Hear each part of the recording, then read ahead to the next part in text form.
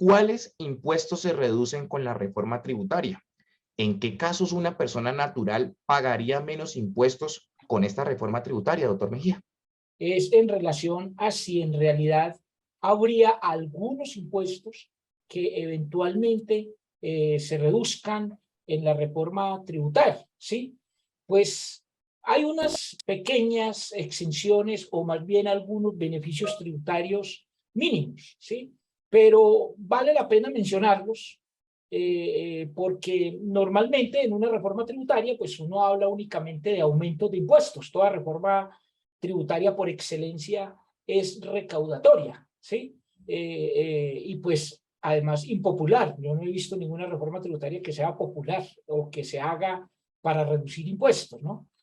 Pero digamos que uno podría decir que la reforma tributaria plantea algunos beneficios pequeños. Por ejemplo, quienes tengan dividendos inferiores a 1090 UETs, supóngase una persona que se gana menos de 39 millones de pesos al año en dividendos, ¿sí? Tendría una exención. ¿Por qué? Porque hoy, como está en pantalla, una persona paga si supera 300 VTs, es decir, más o menos 10 millones 892, entonces paga con la tabla del artículo 242, paga un 10%, ¿sí? En cambio, con lo proyectado no paga si es inferior a 1090 VTs, más o menos los 39 millones que decíamos, ¿sí? Pero si supera ese tope, se vuelve muy gravoso porque le aplicaría la tabla progresiva del artículo 241. Entonces, miremos unos ejemplos rápidos.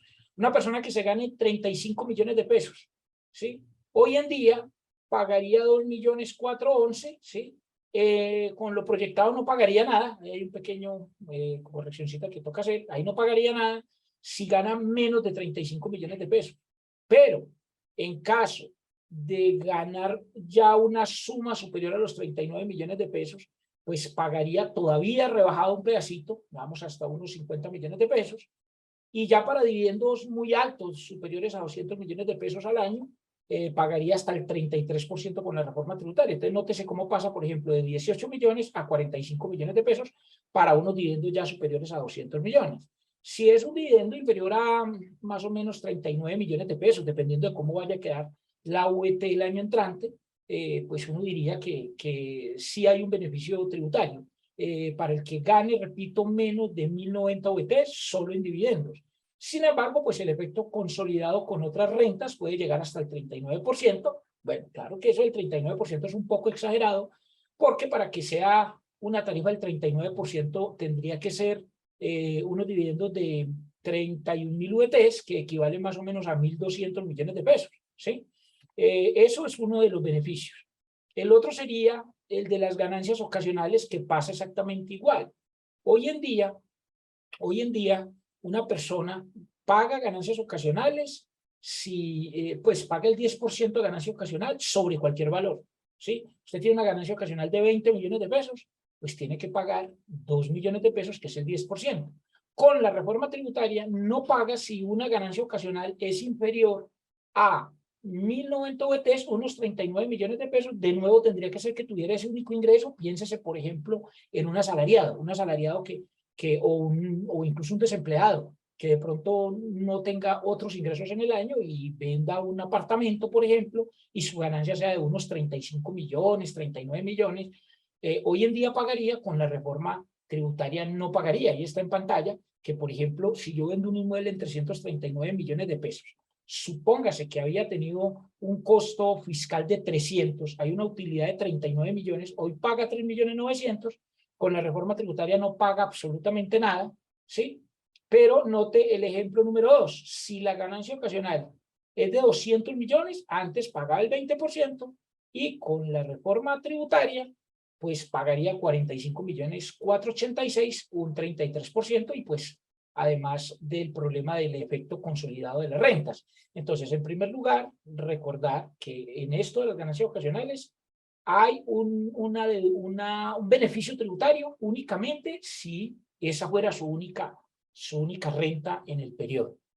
Otro beneficio tributario que trae la reforma tributaria sería quienes tengan solo ganancias ocasionales por rifas. Pasa bastante. Ha sucedido una persona, por ejemplo, que, no sé, participó en una rifa en un centro comercial, se hizo unas compras y se ganó una camioneta y luego, pues, tiene que pagar un impuesto, ¿no?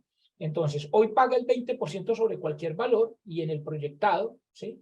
No paga si es inferior a esos 1090 porque estaría también sujeto a la tabla del artículo 241. Pero si lo supera, pues también paga progresivo. Entonces, unos ejemplos ahí rápidos están en pantalla.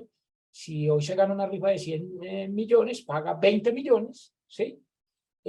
Con la reforma tributaria habría que llevar esos 100 millones a la tabla del artículo 241, que ya hicimos el ejercicio, y le daría 14.929.000 sobre más o menos esa base. Es una reducción insignificativa, pero existe, ¿sí?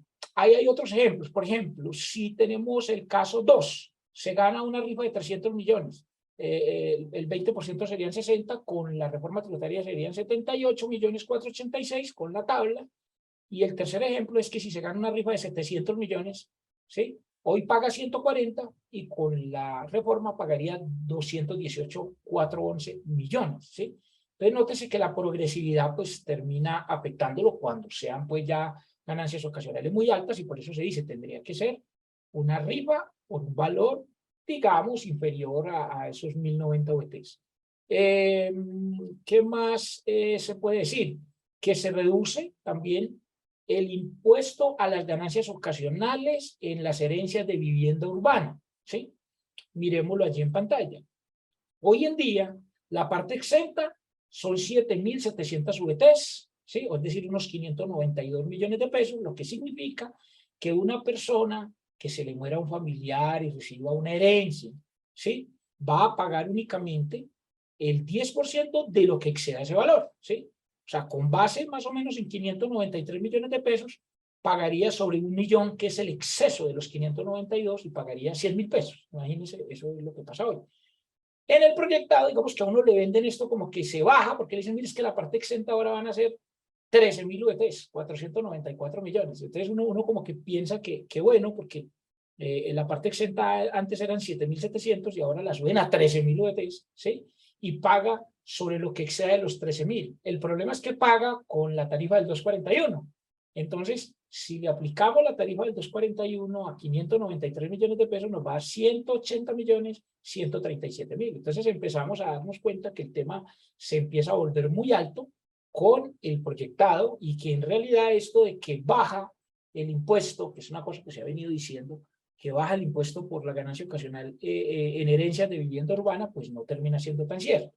Y por último, digamos uno que sí es cierto, que de pronto es un beneficio de la reforma tributaria del que de pronto no se habla mucho, es que se reduce el impuesto a las pensiones recibidas del exterior, ¿sí?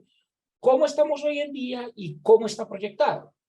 Hoy en día se graban las pensiones a residentes fiscales cuando las reciban de países sin convenio de doble imposición o de países de la CAN, por ejemplo Ecuador o por ejemplo Estados Unidos. Hay muchas personas que se van de Colombia a trabajar a los Estados Unidos, se pensionan allá y se regresan. Y por ejemplo, como con los Estados Unidos no hay convenio de CDI o de doble imposición o para evitar la doble imposición, sucede que esa persona se viene a vivir a Colombia y le van a grabar esa pensión acá, y pues eso no ayuda mucho para que haya inversión extranjera y para que haya turismo, digamos, de tercera edad y todo esto de inversión dentro del país. Entonces, digamos que no es bueno lo que hoy existe, y en muchos países, como por ejemplo en Chile, en Ecuador, en Argentina y en muchos otros países, hace tiempo se eliminó el impuesto a las pensiones de los no residentes. En Colombia apenas se está diciendo en esta reforma tributaria que no se van a gravar las pensiones de los residentes fiscales sin importar el país de donde provengan. Es decir, que en ese caso pues estaría sujeto a los mismos límites, digamos, que se establecen para los residentes, para las pensiones nacionales. Porque es que la doctrina que ha existido es que las pensiones exentas son únicamente las del Sistema General de Pensiones colombiano, ¿sí? Y pues eso están los conceptos que usted ve en pantalla, el 5213 de 2014, el 1049 y el 31746 de 2016. Entonces, esa es como la idea y esos serían como los beneficios muy pequeños, pero pues los hay. En algunos casos terminan siendo importantes, porque si es una persona que solamente gane pensiones y que, por ejemplo, sea una pensión del exterior, pues terminaría viéndose muy beneficiada con la reforma tributaria, así como el mismo país en cuanto a las externalidades que eso puede generar, porque también se trae mucho turismo, no solamente de los nacionales que se van a pensionar al exterior, sino de extranjeros que se vienen a ir a Colombia, que se vuelven residentes fiscales, porque recuerden que la residencia fiscal no depende de si usted es nacional o extranjero, sino de unos factores, entre ellos pues el permanecer en Colombia por más de 183 días y tener aquí, digamos, sus ingresos, su patrimonio. Esas como los beneficios o los casos de reducción de impuestos con la reforma tributaria. Disfruta de nuestra programación semanal. Suscríbete a nuestro canal, actualícese video